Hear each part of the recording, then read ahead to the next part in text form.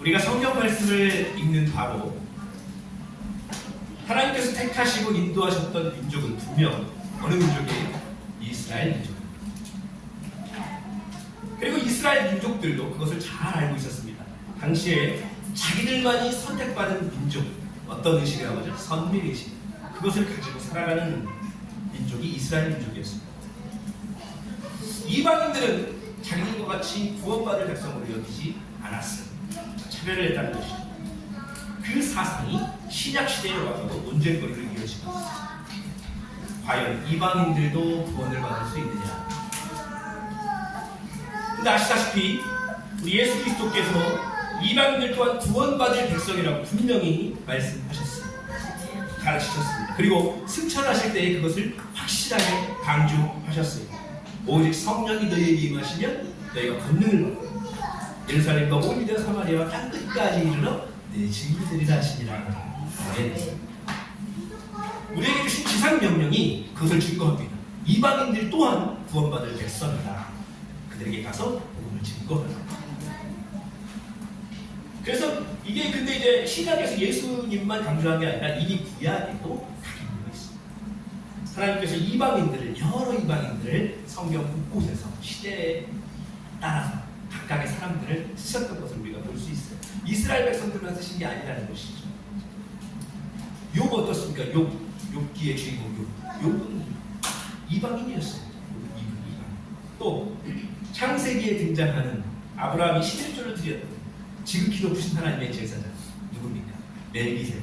그 멜기세덱도 이방인의 제사장이에요. 또 모세의 장인 누구입니까? 이드로는 미디안 족속입니다. 미디안의 제사장이에요. 말 그대로 우상의 제사장. 그럼에도 하나님께서 그를 쓰셨고 또한 그가 출애굽을 본 뒤에 믿음으로 하나님께서 살아계심을 고백함을 성경을 통해 볼 수 있습니다.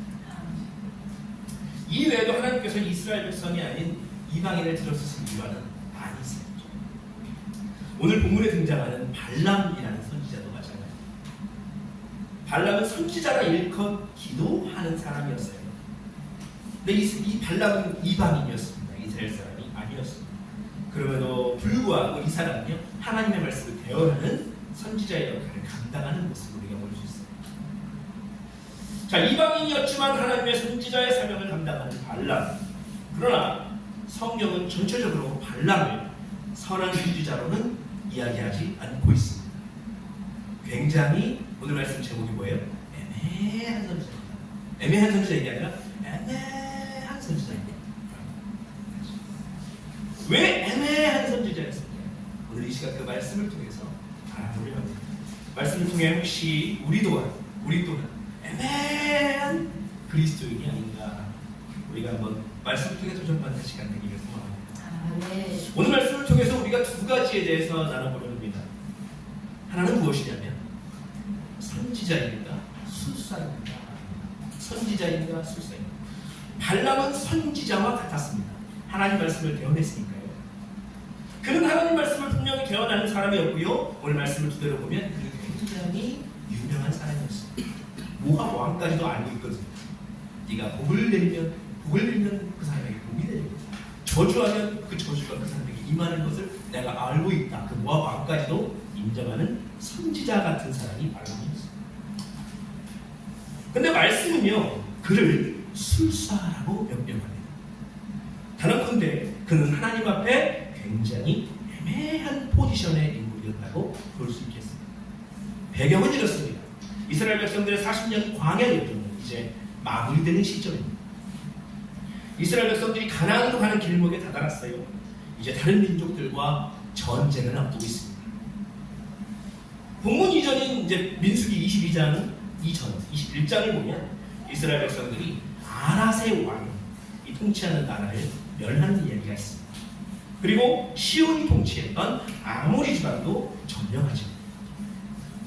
그 아모리의 왕 시온은요, 일찍이 모압 왕을 친, 그래서 기세등등한 왕이 있습니다.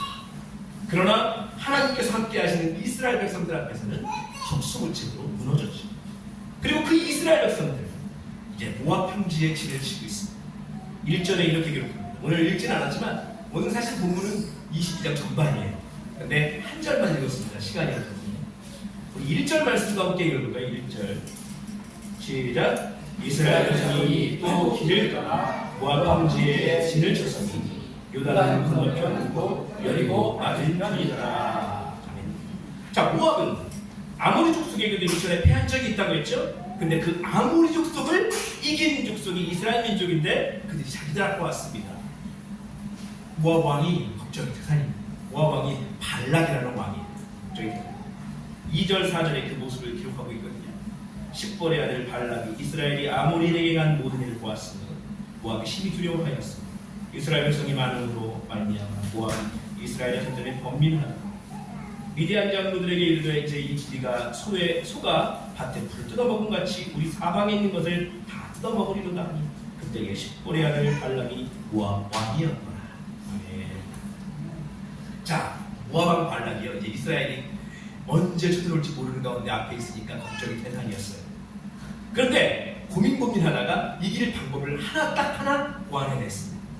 그것이 무엇이었냐면 선지자 발람에게 찾아가서 이스라엘을 저주하게 만드는 것이었습니다. 그래서 5절 6절에 제가 읽겠습니다. 그가 사신을 부울의 아들 발람의 고향인 강가 당도를 보내 발람을 부르게 하여 이르되 보라, 한 민족이 애굽에서 나왔는데 그들이 지면에 옆에서 우리 맞은편에 거주하여 우리보다 강한 청하건대 와서 나를 위하여 이 백성을 저주하라. 내가 그들을 쳐서 이겨 이 땅에서 몰아내리라. 그대가 복을 비는 자는 복을 받고 저주하는 자는 저주를 받는 줄 내가 알리이다. 아멘. 그리고 이어서 7절 말씀에 모압 장로들과 미디안 장로들이 손에 복채를 가지고 떠나 발람에게 이르러 발락의 말을 그에게 전합니다. 발람과 발락, 굉장히 말씀이 끝나면 잘 모르시는 분은 헷갈려요. 그죠? 모압 왕은 발락. 축구 선수 이름은 똑같죠. 미하엘 발락. 그죠? 독일. 그 다음에 이 선지자는 누구라고요? 발락.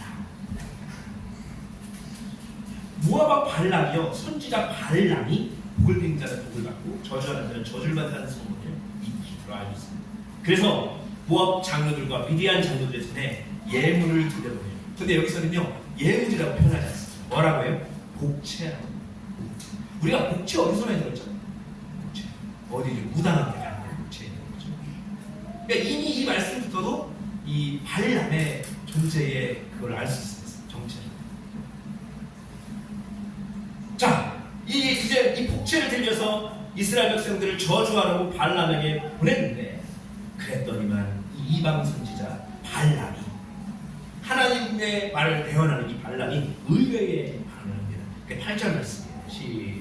8절 오늘 본문 시작. 발람이 그들에게 이르되 이밤에 여기서 유숙하라. 여호와께서 내게 이르시는 대로 너희에게 대답하리라. 모압 귀족들이 발람에게서 유숙한다. 아멘.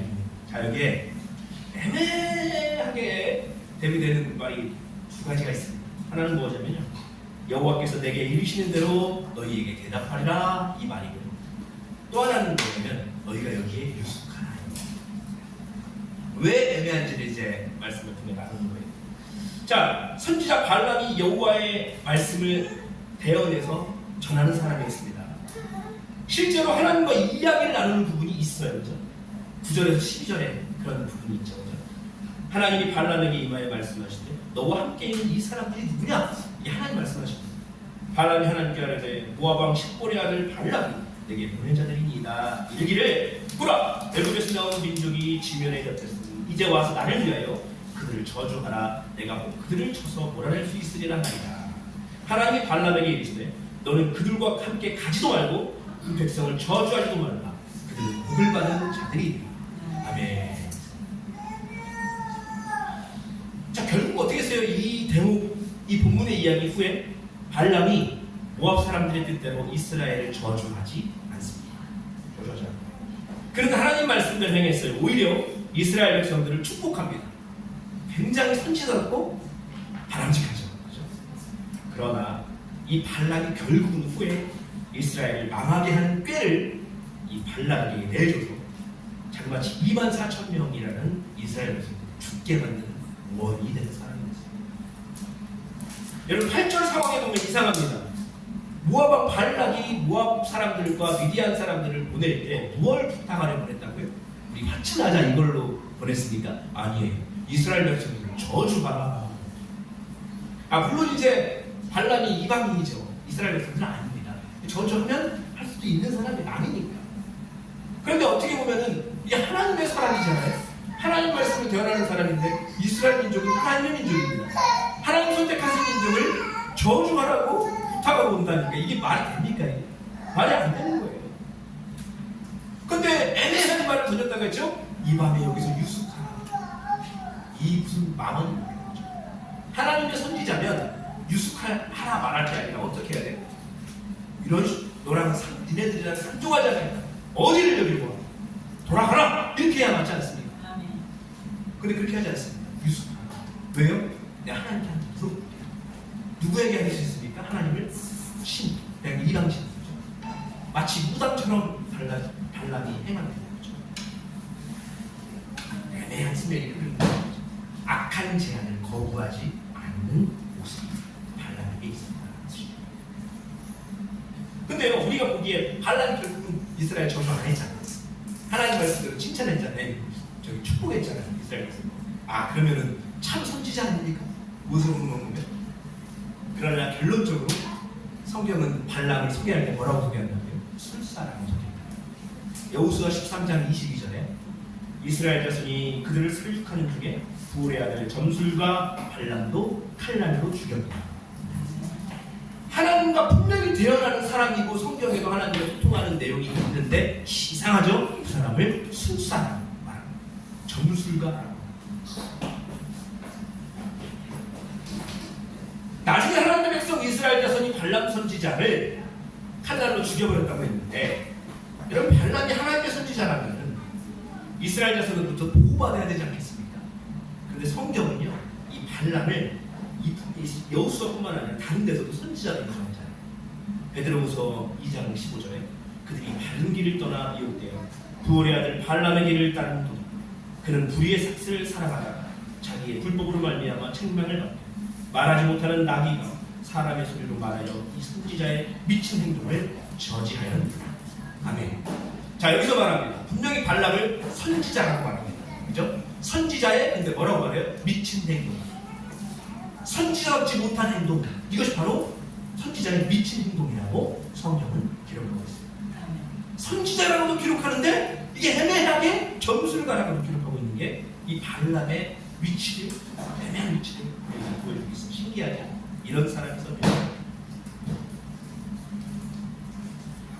발람 선지자는 분명 하나님의 지시를 받아서 예언을 했습니다. 그런데 모압 왕 발람이 장로들과 높은 고관들을 보내어 발람에게 많은 재물과 명예를 약속하고 오자 결국은 그는 모압 왕에게로 가요. 그래서 베드로 사도가 베드로후서 2장 15절에 발람이 불의의 삭슬을 사랑했다라고 표현하고 있고, 탐한 정도가 아니라는 것이죠. 사랑했다라는 것은요, 여기서 중요한 거예요. 불의의 삭슬을 사랑했다. 그러니까 무슨 얘기예요? 거기에 심취했다라는 것입니다. 반대로 말하면 하나님을 떠났다라고 볼 수 있죠. 발람이 여호와의 선지자라면 그런 행동을 하면 안 되는 것이었습니다. 근데 물론 발람도 처음부터 그랬던 건 아니었다고 했죠. 8절 말씀 이후에 그 요청에 대해서 하나님 뜻대로 행했다고 했어요. 그들을 돌려보냈다고 했어요. 안 된다.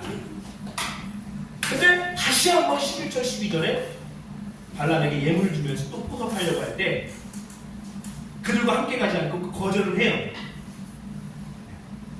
근데 후에 하나님께서 계속 이스라엘 백성들을 저주하지 말라, 그래서 명령을 따르고 했는데 세 번째는 그렇지 않았어요. 결국은 그들을 따라가는 거예요. 발람이 발락의 신하들에게 18절에 대답합니다. 그 집에 가득한 은금을 내게 줄지라도 내가 능히 여호와 내 하나님의 말씀을 어겨 더하거나 더하지 못하게 되었다. 이 참 선지자의 모습 얼마나 믿음의 고백입니까? 그렇죠? 나는 죽어도 안 된다. 아무리 저를 들어도 나는 하나님 말씀만 따르겠다. 듬직해 보입니다. 근데 또 애매한 모습을 19절에 보이는 것이죠. 우리 19절 말씀 함께 22장 19절 시작. 그런 중에 너희도 여기서 유숙하라. 여호와께서 내게 무슨 무슨 말씀을 구하시는지 알아보리라. 아멘. 단칼에 거절해야죠. 그죠? 되물을 것도 없잖아요. 근데 또 굳이 발람이 야, 니네 잠깐만 있어봐. 여기서 자라. 내가 또 하나님께 물어볼게. 야, 선지자라고 그렇게 적었습니까? 근데 이것이 바로 나의 모습입니다. 여러분, 저와 여러분은 그리스도인으로 세상 속에 많은 사람과 더불어 살고 있습니다. 어떤 사람은 나에게 좋은 것을 주겠노라, 유익을 주겠노라 해서 포섭하려고 하는 사람도 있어요. 나에게 큰 것을 얻을 수 있게 만드는 어떤 상황에도 직면합니다.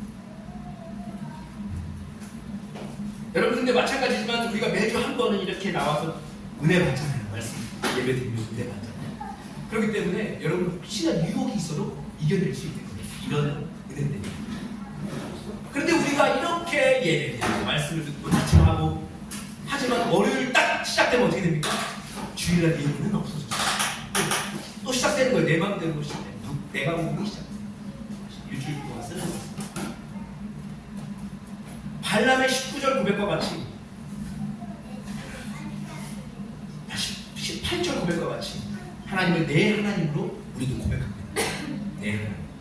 너의 하나님이 아니라 내 하나님으로 고백해요. 살아가다 보니까 그 내 하나님이 어떤 하나님이 되냐면 내게 유익을 가져다 줄 수 있는 하나님이 됩니다. 물어보는 하나님이면 내가 물어보는 하나님이 어떻습니까? 저한테 유익이 있을 것 같은데 할까요 말까요? 그 물음에 대답만 해주는 하나님이 됩니다. 하나님, 제가 이런 일이 있습니다. 마치 삶을 맡기는 기도 같지만 여기서 내용이 구체적으로 바뀌면 이렇게 됩니다. 하나님, 제가 이번에 차를 제네시스로 바꿔야 할 것 같은데 하나님, 어떻게 하면 좋을까요? 마음에 평안을 주옵소서. 심지어 로또 번호까지 물론 그리스도인이 있을지도 모르겠지만 여러분, 그냥 뜻대로 하면 됩니다. 그냥 사면 돼요. 하나님께 묻지 마요. 돈 있으면 사세요. 제네시스 사도 돼요. 죄악은 아니잖아요.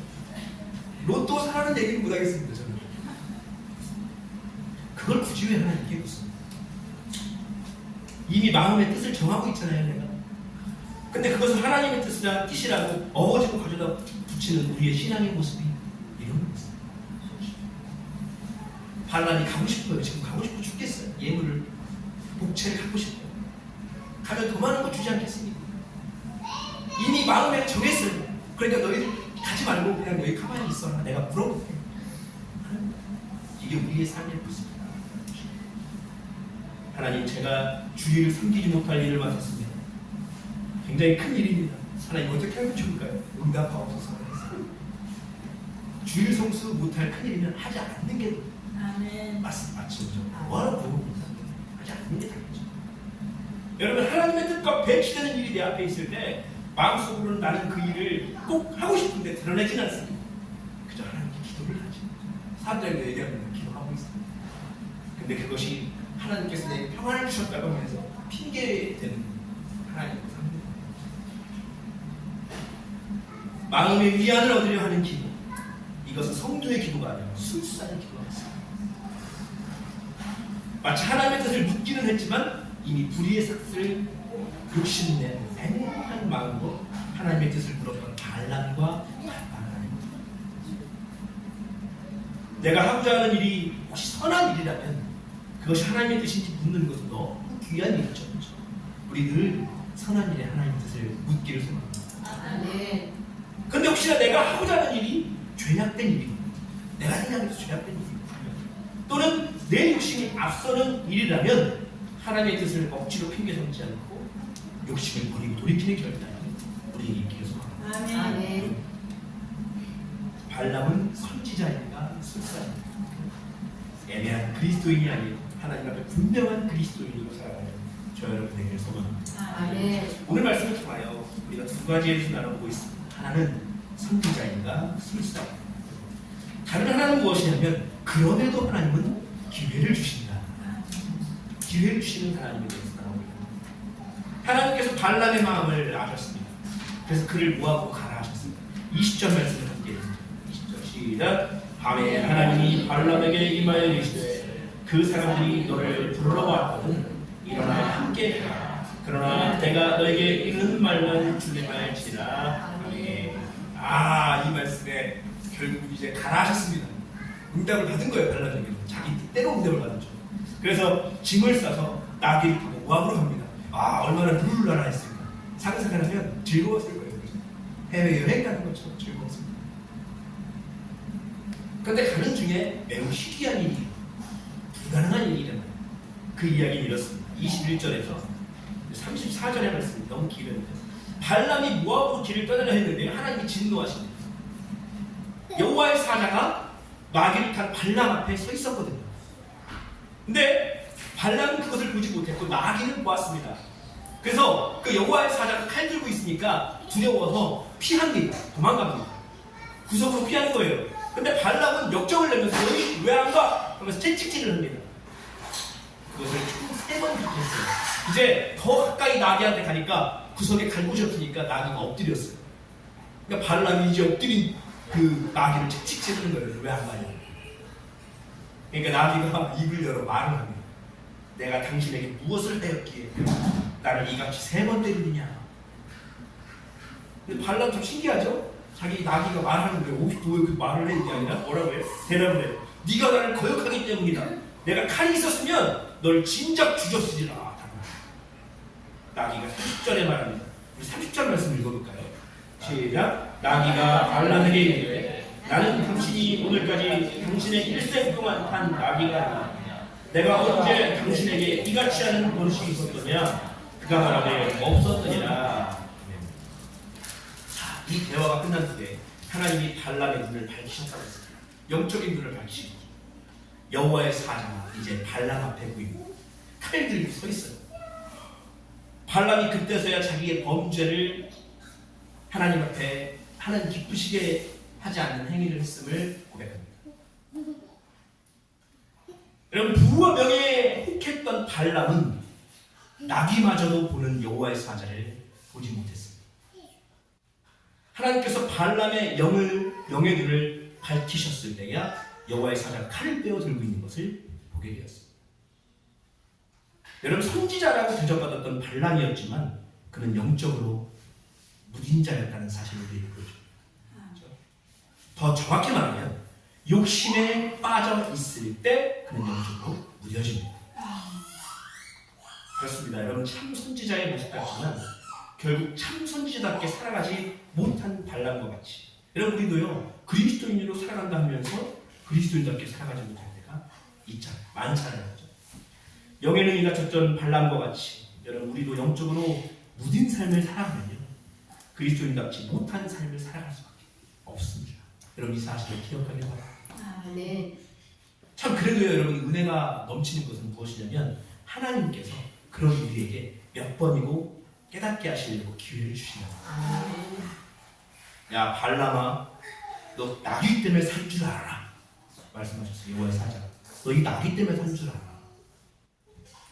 여러분, 인생의 위기 중에 있을 때에 하나님께서 피할 길을 주십니다.